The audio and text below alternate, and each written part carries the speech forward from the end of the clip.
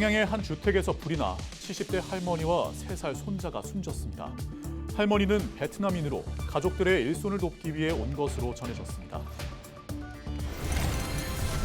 당진시의회가 여야 대치 한 달 만에 의장단을 구성했습니다. 전반기에 이어 후반기에도 국민의힘에서 의장직을 가져갔는데요. 의장단 선거 방식에 개선이 필요하다는 목소리가 나오고 있습니다. 충남도가 호우 피해 특별 재난지역으로 선포된 지역에 대한 복구 계획을 내놨습니다. 국비에 자체 재원을 더해 실질적인 피해 지원에 나서겠다고 밝혔습니다. 도내 공공의료원 4곳의 병상 가동률이 코로나19 이전보다 늘어 회복세를 보이고 있는 것으로 나타났습니다.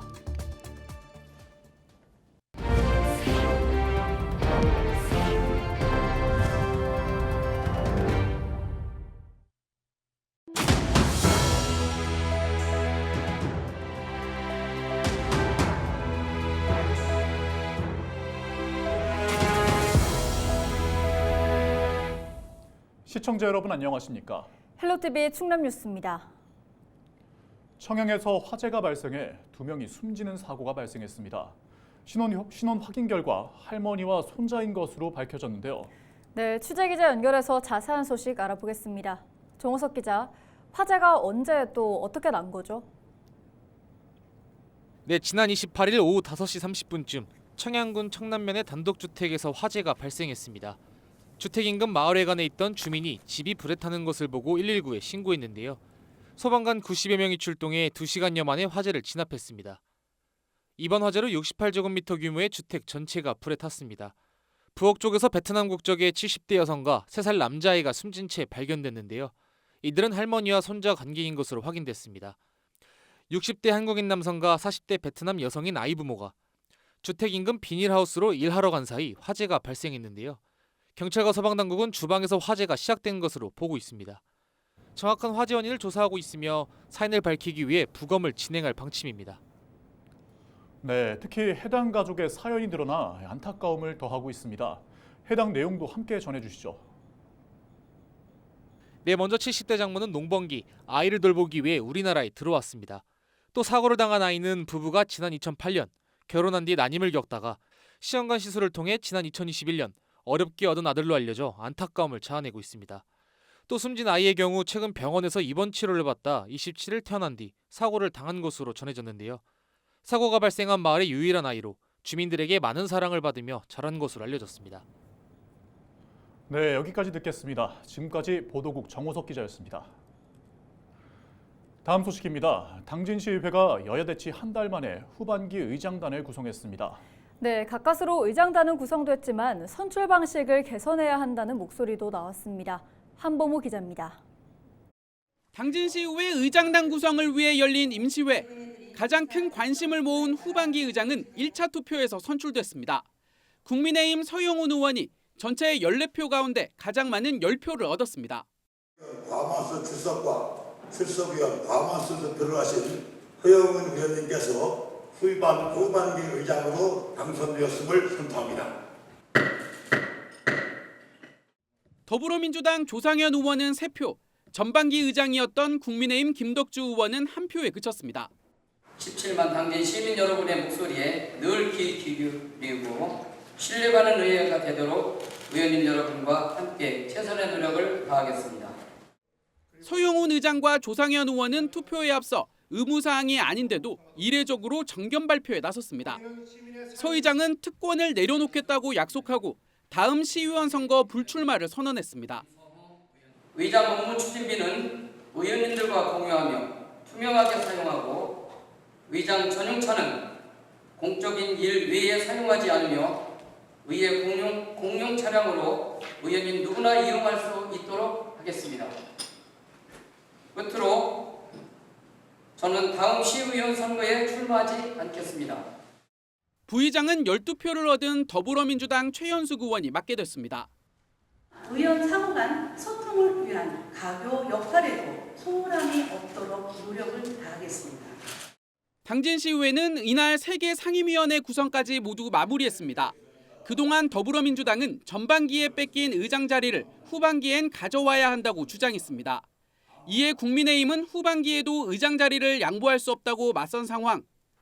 여야 의원 수가 7명씩 같아 전반기엔 3차 투표 끝에 최연장자인 국민의힘 김덕주 의원이 의장이 됐습니다. 한 달간 우리 의회가 뒤로 늦춰지면서 우리 시민들의 염려가 상당히 컸는데 우리 민주당에서 대승적 차원에서 이것을 합의를 해주고 후반기 의정 활동이 본격화했지만 과제는 여전히 남아 있습니다. 의장단 선거 과정에서 후보 등록과 정견 발표 의무화 등 제도적 개선을 촉구하는 목소리가 의회 안팎에서 계속해서 나오고 있기 때문입니다.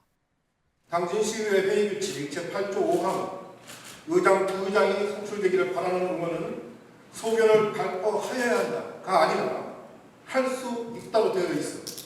저는 그동안 어떤 소견이 있는지도 모른 채 의장과 부의장을 선택할 수밖에 없었습니다. 보다 공개적이고 투명한 의장단 선거를 위해 4대 당진시의회가 회의 규칙 개정에 나설지 주목됩니다. 헬로티비 뉴스 한보호입니다. 충남도가 최근 집중호우로 큰 피해를 본 주민들의 신속한 일상 회복을 위해 나섭니다. 김태흠 충남지사는 29일 도청에서 기자회견을 열고 특별 재난지역 선포에 따른 호우 피해 특별 지원 대책을 발표했습니다. 주택 피해에 대해서는 피해액 전액 지원을 원칙으로 정부 지원에 더해 충남도 차원의 추가 지원을 하겠다고 전했습니다. 이와 함께 침수된 전자제품과 임시주거용 조립주택, 공공임대주택도 추가 지원하겠다고 덧붙였습니다. 또 침수 피해를 겪은 소상공인들에게는 재난지원금 300만 원에 더해 충남도 재해구호기금 200만 원을 추가로 지원하겠다고 밝혔습니다. 한편 김 지사는 정부의 홍수 방지 시설 집중 투자와 당해 연도 복구를 위한 과감한 예산 반영을 건의했다고 말했습니다. 앞으로도 중앙 정부에 강하게 요구를 해서 복구 기간이 좀 짧게 이루어져서 좀 항구 복구가 돼서 피해를 좀 줄일 수 있는 그런 방안들을 모색을 하려고 합니다. 그렇게. 경영난을 겪고 있는 충남 공공의료원 4곳의 병상 가동률이 회복세를 보이고 있는 것으로 나타났습니다. 충남도는 도내 의료원 병상 가동률이 서산 85%, 홍성과 천안 73%, 공주 71% 수준이라고 밝혔습니다. 의료원 4곳 평균은 75%로 지난해 대비 23%포인트 올랐습니다. 코로나19 이전과 비교하면 4%포인트 가까이 늘어난 규모입니다. 한편 지난달 말 기준 4개 의료원 적자는 107억 원으로 집계됐으며 충남도는 추경 예산 편성 등을 통해 재정 지원에 나설 계획입니다.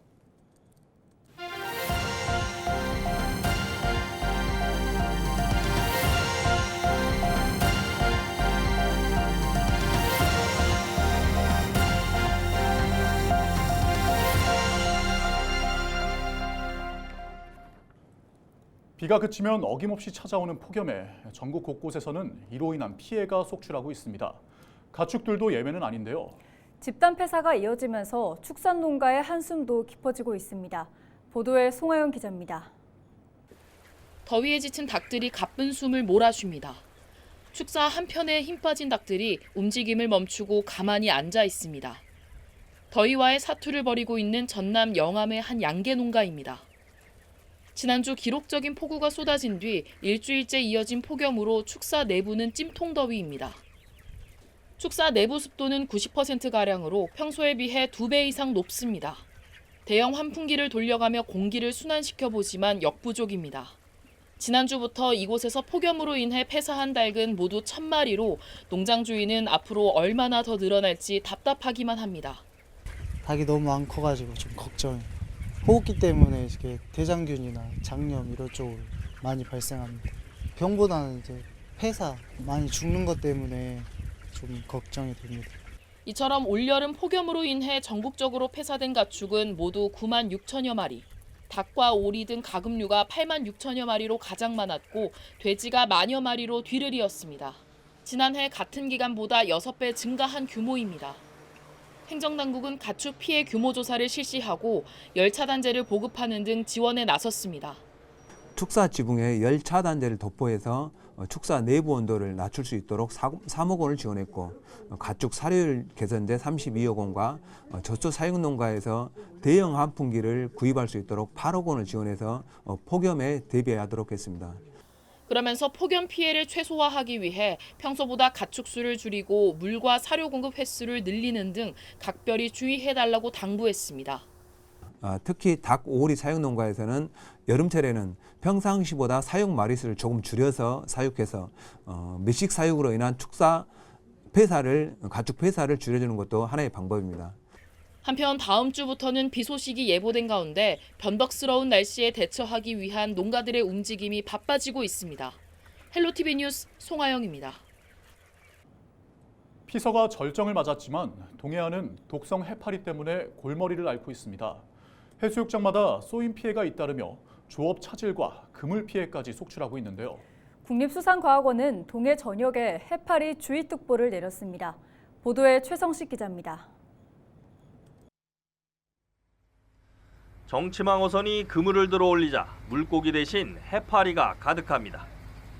그물 속을 헤집어 겨우 물고기 몇 마리를 찾았지만 뜰채로 건져 올리는 건 손에 꼽을 정도입니다.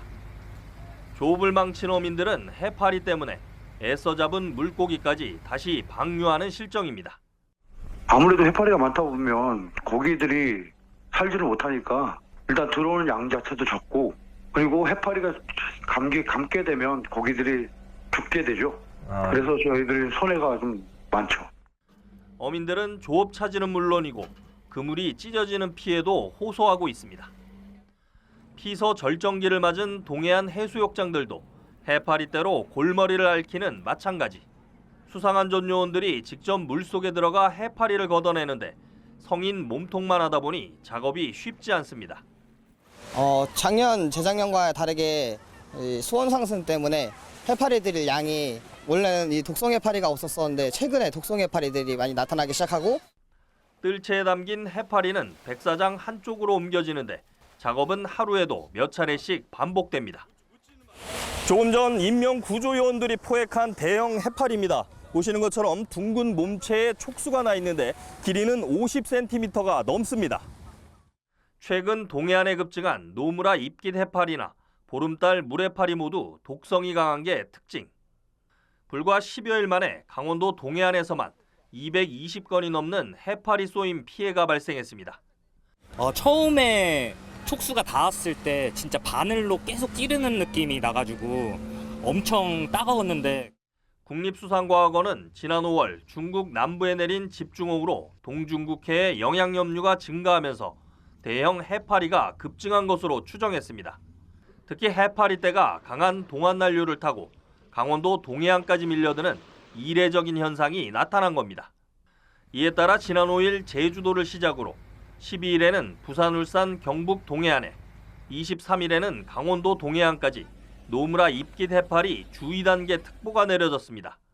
이 노무라 입깃 해파리의 경우에는 개체 크기가 커서 차단망은 통과하지 못하더라도 개체에서 분비된 점액 물질이나 일부 절단된 개체의 조각에도 쐐기세포가 포함되어 있기 때문에 차단막이 설치되어 있더라도 쏘임 사고가 자주 발생할 수 있습니다. 국립수산과학원은 물속에서 해파리를 발견하면 일단 물 밖으로 피한 뒤 신고하고 해파리에 쏘였을 경우 즉시 응급 처치를 받아야 한다고 조언했습니다. 헬로티비 뉴스 최성식입니다. 미취학 아동을 때려 다치게 한 혐의로 태권도 학원 관장이 검찰로 송치됐습니다. 충남경찰청은 30대 관장 A씨를 아동학대 범죄의 처벌 등에 관한 특례법 위반 혐의로 불구속 송치했다고 26일 밝혔습니다. A씨는 지난 4월 아산의 태권도장에서 자신이 가르치던 6살 비군의 얼굴에 상해를 입힌 혐의를 받고 있습니다. 자폐성 장애를 앓고 있는 비군은 코뼈가 부러지고 얼굴에 타박상을 입는 등 전치 3주의 진단을 받았습니다. A씨는 경찰 조사에서 훈육하던 중 비군이 자해하고 혼자 벽에 부딪혔다며 혐의를 부인한 것으로 알려졌습니다. 경찰은 태권도장 내 CCTV 영상과 비군의 일관된 진술, 거짓말 탐지기 기법 등을 토대로 A씨가 비군을 폭행한 것으로 판단했습니다. 이상으로 뉴스를 마칩니다. 저희는 언제나 지영민 여러분과 함께합니다. 시청해주신 여러분 고맙습니다.